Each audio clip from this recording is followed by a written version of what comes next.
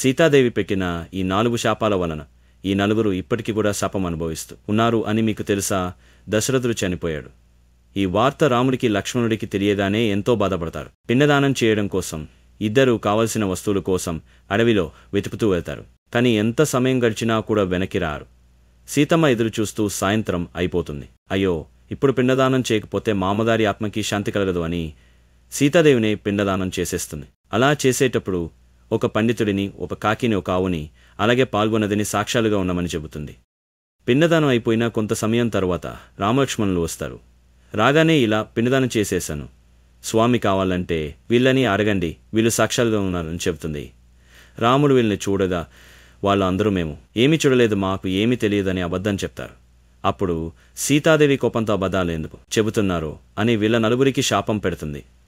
బ్రాహ్మణుడిని నీకు ఎప్పటికీ తృప్తి అనేదే ఉండదు అని, అవుని నువ్వు ఆహారం కోసం అడుక్కు తింటావు అని, కాకిని నువ్వు ఎప్పటికీ ఏకాంతంగా భోజనం చేయలేవు అని, పాలు నదికి నువ్వు ఒక్క చుక్క కూడా నీరు లేకుండా ఎండిపోతావు అని చెప్పేసింది. ఈ శాపం ప్రభావం ఇప్పటికీ మనం చూడవచ్చు.